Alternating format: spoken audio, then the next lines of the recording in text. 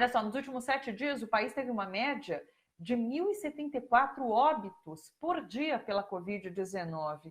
Esse patamar está acima de 1.000 mortes desde o dia 3 de julho. É um absurdo isso. Nesse cenário, o governador de São Paulo, João Dória, afirmou hoje que a vacina contra o coronavírus, desenvolvida pelo Instituto Butantan em parceria com a China, deve ser distribuída em massa em janeiro de 2021 e gratuitamente, segundo João Dória. Isso foi durante uma entrevista concedida à Rádio Itatiaia. Essa vacina, chama Coronavac, deve obter autorização para distribuição da Anvisa até os primeiros dias de dezembro, conforme João Dória.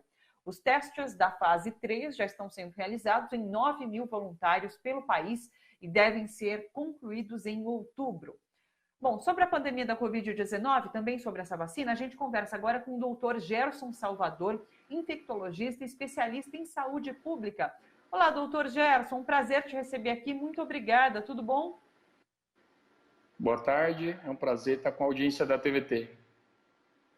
Doutor Gerson, fala pra gente, até que ponto essa promessa que João Dória faz é uma promessa real, já que inclusive contraria, de certo modo, previsões que cientistas têm feito, né?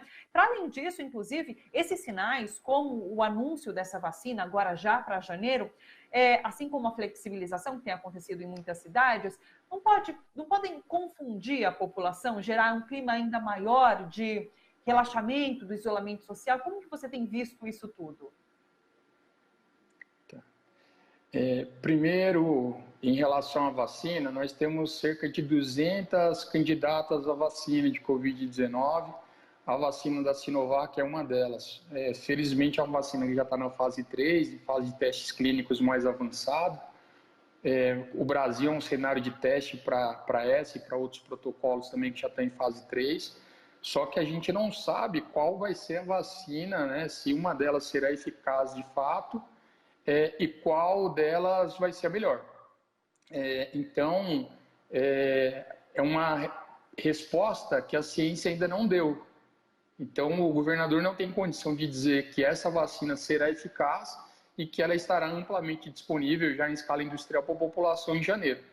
É claro que a gente espera, a gente torce para que essas tecnologias deem certo, que elas sejam eficazes, que elas sejam efetivas, mas o tempo do governador não respeita o tempo da ciência. Essa resposta a ciência não deu ainda.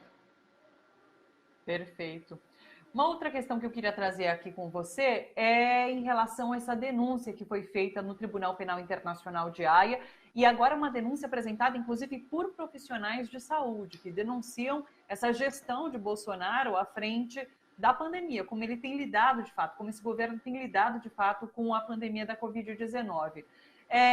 Como foi apresentada por profissionais de saúde, eu queria te ouvir em relação a isso também. Como que você tem percebido a gestão Bolsonaro no enfrentamento a essa pandemia e se você vê essa denúncia como algo real, de fato, que é necessária para que talvez mudem os rumos dessa política aqui no país? O enfrentamento da pandemia de Covid-19 tem no governo brasileiro o pior exemplo do mundo. Acho que nenhum governo errou tanto quanto o governo Bolsonaro. E mesmo a gente tendo um sistema único de saúde como uma política de Estado, né, o próprio SUS foi boicotado pelo presidente da República. Então, o presidente da República mandou embora 2 ministros durante a pandemia. O Ministério da Saúde está hoje sob intervenção militar, está sob cuidado de um general que está respondendo interinamente, com uma equipe técnica sendo desmontada. E isso é muito grave. E além das declarações públicas que menosprezam os efeitos da pandemia na sociedade brasileira, e nós estamos com um número ainda elevado de mortes todos os dias. Infelizmente, vamos passar de 100 mil óbitos no Brasil, e com certeza uma parte deles é por conta da negligência do presidente, né? Ou por conta dele proativamente induzir o caos e promovendo tratamentos que são ineficazes, que não funcionam, desviando o debate público, setores da sociedade civil que poderiam colaborar para essa resposta. Então, na minha opinião, o Bolsonaro tem que ser julgado por essa política de extermínio, sim. E no futuro, o Brasil terá vergonha. de ter eleito o Jair Bolsonaro presidente da República. E, enfim,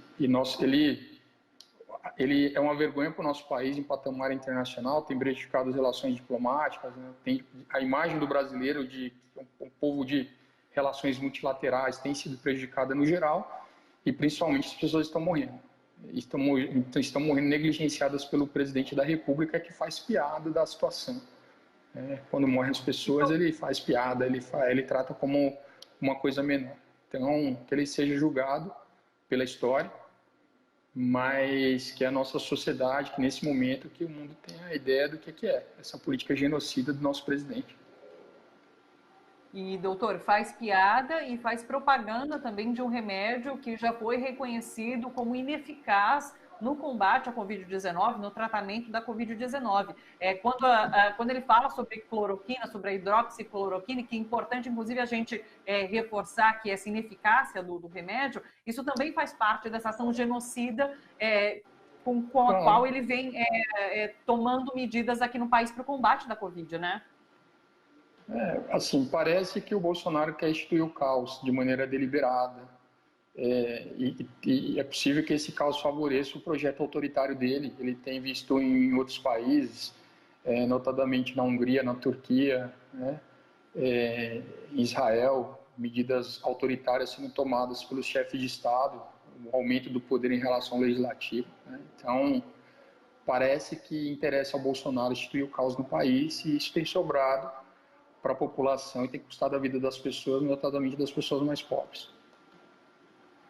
E em relação à cloroquina, só para não deixar de me posicionar, a gente falava no começo que a gente precisava de mais estudos, precisava entender melhor. Os estudos saírem e mostram que é uma droga absolutamente ineficaz, que não tem qualquer benefício na Covid-19, tem potenciais efeitos colaterais, inclusive arritmias cardíacas. Então, o presidente gastou dinheiro público com essa medida absolutamente ineficaz, ele faz propaganda de um medicamento que não funciona, e parece ser tem que fazer parte dessa intencionalidade de instituir o caos e desviar o debate público. Sim. Queria chamar atenção para uma outra questão com você. O Ministério Público Federal ele pediu providências agora ao Ministério da Saúde por conta da falta de medicamento para intubação. Esses medicamentos são utilizados em pacientes graves da Covid-19. Então, a gente vê o governo, o Exército, né, comandado pelo governo, produzindo a hidroxicloroquina, que, como você acaba de colocar, não tem eficácia no tratamento da Covid, enquanto medicamentos que são necessários para a intubação desse paciente grave da Covid não estão sendo, de alguma forma, entregues a hospitais públicos. Como que você tem visto essa questão? Mais uns absurdos, né? Mas você escancara o que é o absurdo dessa gestão. Então, o governo federal deu pouco suporte para os municípios e os estados para instituírem medidas de saúde pública, para equiparem os seus serviços para atender melhor os pacientes na pandemia, e tem faltado medicamentos básicos para manejar paciente grave na sala de emergência, na terapia intensiva, né? E sobra estoque de cloroquina que o país não tem o que fazer com isso. Então, é mais um dos crimes de Jair Bolsonaro e dos seus asséculos, né, que o acompanham no seu governo. Uma última questão, a gente tem ouvido relatos de médicos que são pressionados para receitar cloroquina. Você passou de alguma forma por isso? Você tem notícias de colegas que tenham passado por essa situação? Assim, é porque o paciente que chega na emergência, ele está numa situação de fragilidade, né, numa situação de muito medo, de uma doença que não tem tratamento, e eventualmente o próprio paciente ou a família manifesta o desejo de usar cloroquina, né? Isso aconteceu comigo e eu acredito que aconteceu com a maioria dos médicos que atendem em setor de emergência e terapia intensiva, e nós temos que desconstruir e explicar para as pessoas o que pode funcionar, o que tem evidência, mas é claro que isso é um custo emocional a mais, tanto para a equipe quanto para as famílias e para os próprios pacientes, né? Então, se existe uma manipulação de massa, os pacientes também são vítimas, né? Mas isso também, de alguma maneira, sobra para a equipe de saúde numa pressão e até, enfim, com violência verbal ou física também direcionada aos profissionais de saúde. Tá? Sim, que situação. Doutor Gerson Salvador, infectologista e especialista em saúde pública. Muito obrigada pela participação, doutor. Até uma próxima, uma boa tarde para você. É um prazer estar aqui. Vamos defender o SUS como política de Estado e vamos procurar os setores da sociedade civil que possam estar engajados para vencer a pandemia, né, e vencer o bolsonarismo, que são doenças graves que assolam nossa sociedade em geral. E haverá futuro, nós vamos construir. Um abraço.